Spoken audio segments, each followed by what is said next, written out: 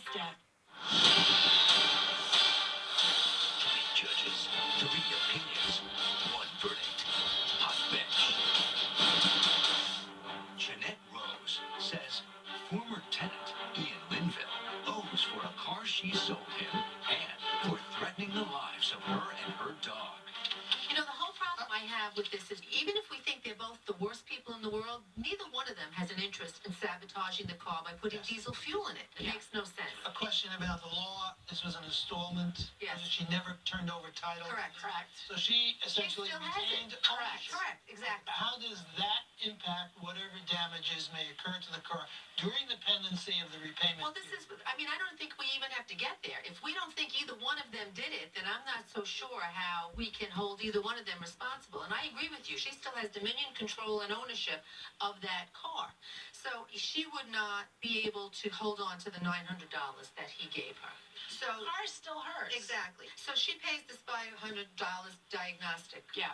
Do we believe that he said, yeah, I'll pay you for it when you do it? I think she just brought it in and pretty much had no choice but to pay. I think she was acting reasonably up until that point in time. They were friends. So I think she was trying to make sure that the car... So you think she's not entitled to any money from him on that? Would you agree? Is that what we're talking about? I think she's got to eat that too. She's got to eat that. So now we're up to the emotional distress. I think she's entitled to something because I believe those threats.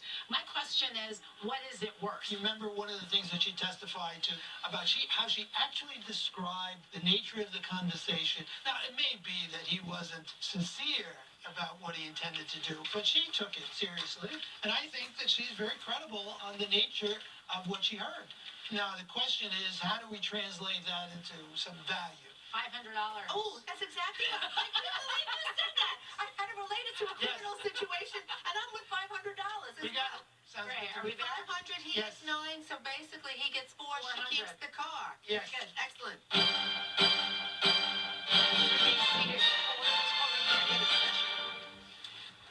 Well, the one thing we really were clear on right up front was that it didn't seem likely that you put the diesel fuel in or that you put the diesel fuel in, because even criminal and crazy behavior has some sort of logic to it. You also still maintained ownership, possession, and dominion and control over the vehicle because you still had the title, the tags, the whole thing in your name in this installment payment. So, ma'am, the car is yours.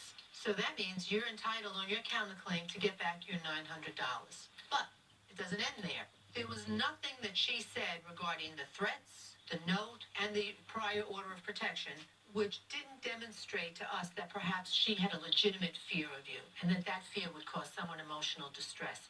So therefore, you are entitled to something for emotional distress. Not $2,600, but we're going to give you $500 for that. We think that that would be the extent. So bottom line here is, sir, you walk away with $400, and that's the verdict of the court, and it was unanimous in all respects. Thank you. I've never made any threats towards anyone. I had to get the sheriffs involved. Anyone that knows me knows that I'm not a threatening guy. Then he went crazy. My reputation speaks for itself. And now the next case.